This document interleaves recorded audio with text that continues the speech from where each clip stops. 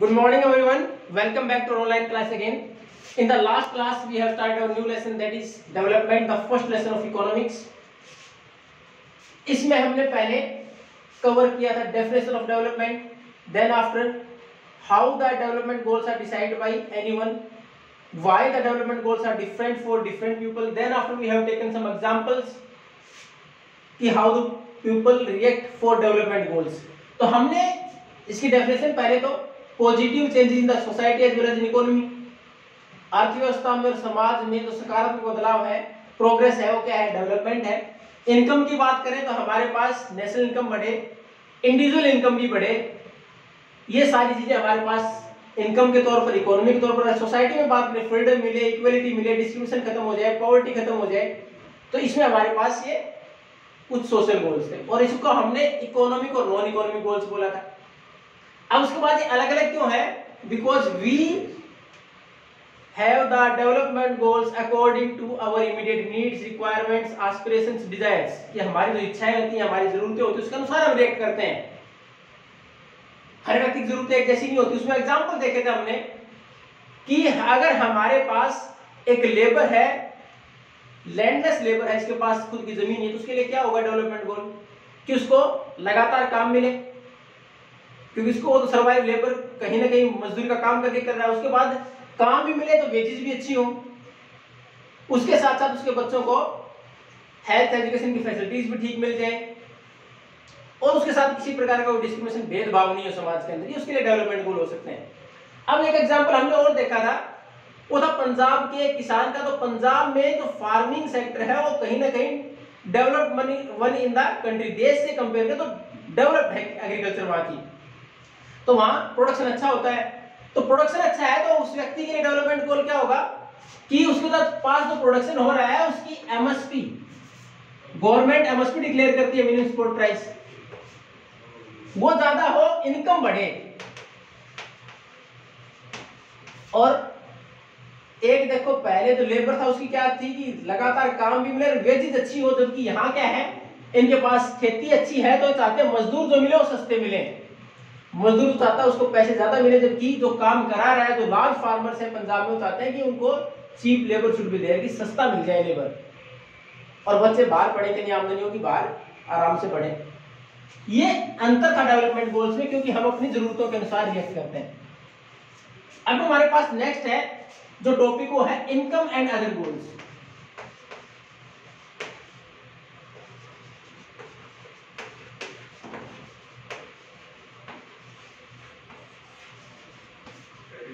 जब भी हम डेवलपमेंट की बात करें, सबसे पहले इनकम तो आएगी। हम भी घर में कब अपने आप को डेवलप, कि अगर ये माने कि डेवलपमेंट गोल हमारे लिए क्या होगा, तो हमारे पेरेंट्स हमारे से क्या एक्सपेक्ट करते हैं कि एजुकेशन कंप्लीट होने के बाद एक अच्छी जॉब मिल जाएगी। यानी अल्टीमेटली पहले तो हम किसकी तरफ मूव कर रहे हैं कि पहले तो हमें इनकम के ऊपर ही फोकस करना है। लेकिन हर बार तो जरूरी नहीं है कि हमारे लिए इनकम ही महत्वपूर्ण, उसके साथ साथ हम बाकी गोल्स के ऊपर भी फोकस करते हैं। अब आप कहीं भी काम करते हो, वहां आपको अच्छी खासी सैलरी भी मिलती हो, आपको हो सकता है 70-80 हजार से 1 लाख रुपए पर मंथ मिल जाते हो, लेकिन वहां सुबह जाए और सुबह की शुरुआत ही आपकी कुछ इस प्रकार के शब्दों से हो कि आपको अपमानित महसूस होना हो, उसके बाद आप सारा दिन काम करें, सारा दिन की स्थिति यही रहे, आपका कलीग है वो कोई काम नहीं कर रहा, उसको रिस्पेक्ट ज्यादा मिलती है, आपको फिर भी टॉर्चर किया जाता हो, तो कुछ समय के बाद आपको ऐसा लगेगा कि ऐसी इनकम भी किस काम की, इससे अच्छा है कि कहीं ना कहीं 5-10 हजार कम मिल जाए, वहां काम कर लेंगे। तो हमारे लिए कई बार इनकम ही अकेला नहीं होता, इनकम है, महत्वपूर्ण है किसी भी डेवलपमेंट गोल की बात करें किसी भी व्यक्ति के लिए, लेकिन कई बार हम और चीजों पर भी ज्यादा फोकस करते हैं। अब एक छोटा सा एग्जांपल, मान लो आपको एजुकेशन कंप्लीट होने के बाद जॉब के लिए जाना पड़े और जॉब कहीं फार ऑफ प्लेस, किसी दूर की जगह पर मिलता हो, तो आप इनकम तो देखेंगे आपको सैलरी कितनी मिलेगी, लेकिन उसके साथ साथ ये तो देखेंगे कि वहां जाने के बाद वहां क्लाइमेट किस प्रकार का है, उसके साथ साथ आपकी फैमिली के लिए क्या कुछ सुविधाएं दी जानी है, उसके साथ साथ आपके लिए वहां लर्निंग के कितने कुछ स्कोप है, क्या कुछ वहां सीख पाएंगे, प्रमोशन के चांसेस कितने हैं, जॉब सिक्योरिटी है कि नहीं, कि आपको कितने समय के लिए रखा जा रहा है। अगर हमारे पास ऐसी जगह पर जाने के बाद एक जगह तो आपको सैलरी बहुत अच्छी मिल रही है लेकिन जॉब सिक्योरिटी बिल्कुल ही नहीं, आपको ये नहीं पता कि आप कितने दिन काम करेंगे। लेकिन उससे अगर आपको दूसरी जगह 10,000 रुपये कम मिल रहे हैं और permanent basis you are provided with the job, आपको परमानेंट बेस पर जॉब मिल रहा है तो आप उसको प्रेफर करेंगे। तो इस प्रकार से हमारे लिए कई बार कि वहां आपके साथ किस प्रकार का व्यवहार होगा, वर्किंग एनवायरनमेंट कैसा है, रिस्पेक्ट होगी कि नहीं, उसके साथ साथ किस प्रकार आपके साथ इक्वल ट्रीटमेंट होता है, सारी चीजें मैटर करती हैं। फ्रीडम कितनी आपके डिसीजन लेने में, सिक्योरिटी कितनी है, ये चीजें मैटर करती हैं। अब ये सारा एक व्यक्ति के लिए नहीं है, समाज के हर वर्ग के ऊपर लागू होता है। इसमें छोटा सा एग्जांपल आपकी बुक में फिर वुमेन्स का दे रखा है। इसमें आप देखोगे कि अगर जिस घर में महिलाएं काम करती हैं तो उनको सम्मान बाकी से ज्यादा भी मिलता है और धीरे धीरे घर में रियलाइज किया जाता है जिसके ऊपर वर्कलोड ज्यादा है, घर का भी है, बाहर का भी है, we share the household work, तो हम उनके घर के काम में भी हाथ बढ़ा लेते हैं और उससे बाकी महिलाएं इंस्पायर होती हैं। फिर हमने जो नेक्स्ट टॉपिक है उसमें देखा था कि हमारे डेवलपमेंट गोल्स अलग अलग है, वो हमने पढ़ लिया कि किसके आधार पर है, हमारी नीड्स, रिक्वायरमेंट्स, एस्पिरेशंस के अनुसार है कि किसके कितने डेवलपमेंट गोल्स होंगे। और कई बार एक का डेवलपमेंट गोल दूसरे के लिए नुकसानदायक हो सकता है, वो हमने पढ़ा था कि एक इंडस्ट्री आता है कि डैम बनाए जाएंगे इलेक्ट्रिसिटी जनरेट करने के लिए और जो लोग वहां से डिस्प्लेस किए जाएंगे डैम बनाने के लिए वो नहीं चाहेंगे ऐसा हो, तो कई बार अलग अलग हो सकता है। अब हमारे पास आता है कि चलो ये सारी चीजें कंसीडर करने के बाद अगर हमें किसी देश को या किसी स्टेट को कंपेयर करना हो डेवलपमेंट लेवल के लिए तो how we are going to compare, किस आधार पर कंपेयर करें। तो सबसे पहला ही हमारे पास जब हमने अपने डेवलपमेंट गोल की बात की सबसे पहले हमने इनकम के ऊपर फोकस किया था, फिर वापस हम वहीं आएंगे। हालांकि हर डेवलपमेंट गोल के क्या क्राइटेरिया होगा वो अलग अलग होगा। एक छोटा सा एग्जांपल लें, आपको अगर स्कूल के अंदर कोई गेम्स के लिए टीम चुननी है तो आप ये थोड़ी देखेंगे वो पढ़ाई लिखाई में कैसा है, उसकी स्पोर्ट्स स्किल देखेंगे।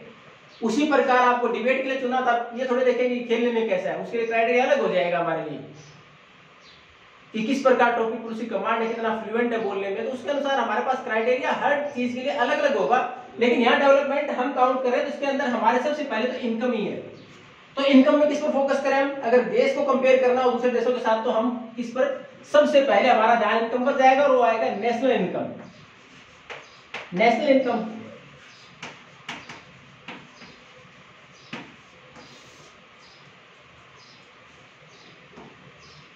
National income means the income of all the individuals of the country, सारे लोगों की इनकम मिलाने के बाद ही तो नेशनल इनकम बनेगी। अब उस नेशनल इनकम के आधार पर अगर कंपेयर करें हम तो क्या ये सही क्राइटेरिया है? नेशनल इनकम क्या सही क्राइटेरिया है कंट्रीज को आपस में कंपेयर करने के लिए? नहीं है। उसका कारण क्या है कि हर कंट्री की पॉपुलेशन अलग अलग है। इसमें सिविक्स में हमने स्टार्ट किया, पहले लेसन में छोटा सा एग्जांपल आया था बेल्जियम और श्रीलंका का, और दोनों की ही पॉपुलेशन बिलो 2 करोड़ पीपल्स थी, लगभग 2 करोड़ से नीचे थी। और भारत की कितनी है? अराउंड 140 क्रॉस कर चुके हम। तो इतनी पॉपुलेशन, तो दोनों की अगर नेशनल इनकम एक जैसी होगी तो क्या हम बराबर थोड़े होंगे डेवलपमेंट में? क्योंकि पॉपुलेशन के अनुसार वेरी करेगी। तो इसके लिए हम क्या करते हैं, नेशनल इनकम की बजाय हम किसको आधार मानते हैं कंपैरिजन के लिए? हम एवरेज इनकम को, हम एवरेज इनकम को बेस मानते हैं कंपैरिजन के लिए। And how this average income is calculated? ये किसके आधार पर होगी? ये जो हमारे पास नेशनल इनकम थी डिवाइडेड बाय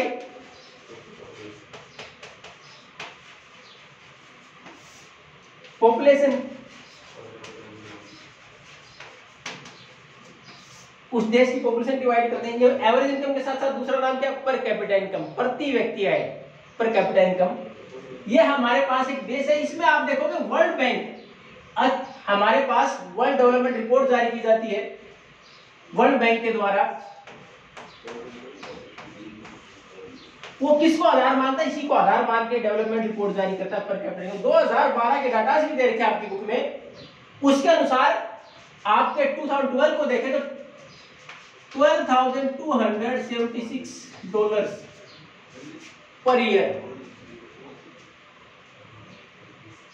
इसको आधार मानते माना गया। इससे ऊपर अगर इनकम है, प्रति व्यक्ति आय से ज्यादा है, तो वो डेवलप्ड कंट्री है।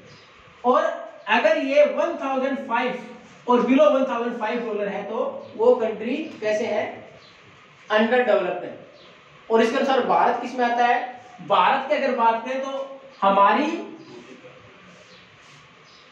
पर कैपिटा इनकम अगर डॉलर में करें तो नियरली अबाउट 1300 है। तो हम ना तो पूरी तरह डेवलप्ड है, डेवलपिंग है, डेवलपिंग में भी प्रयास कर रहे हैं, पता नहीं कब तक आगे वाले लेवल पर पहुंच पाएंगे। जो स्पीड है हमारी उसके अनुसार हम खुद अनसर्टेन है कि क्या हम कभी उन देशों में आ पाएंगे। तो ये है, इस लेवल को आप कंपेयर करके देखो कितना अंतर है। तो ये इसके अनुसार वर्ल्ड बैंक इसके अनुसार करता है पर कैपिटा इनकम के आधार पर, उसमें अलग डाटा दे ही दिए। ये अलग डाटा है, ये डेवलप्ड है और ये अंडर डेवलप्ड है और हम इन दोनों के बीच में है।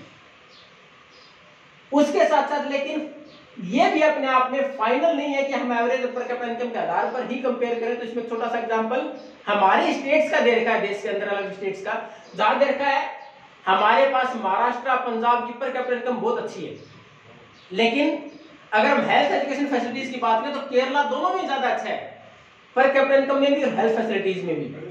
तो इसके लिए क्या एक क्राइटेरिया अपने आप में कंप्लीट है पर कैपिटा इनकम। तो उसमें जब बाकी जो कंपेयर करते तो लगता है कि नहीं, हमें कुछ और चीजें शामिल की जानी चाहिए इसके अंतर्गत। तो वो क्राइटेरिया हम कंटिन्यू रखेंगे अपनी नेक्स्ट क्लास में कि क्या कुछ क्राइटेरिया और शामिल किए जाए कंपैरिजन के लिए, जिससे कि और अच्छा कंपैरिजन किया जा सके डेवलप्ड कंट्रीज और डेवलपिंग कंट्रीज और पुअर कंट्रीज के लिए और डिफरेंट स्टेट्स के लिए। We will continue in the next class. Thank you and have a nice day.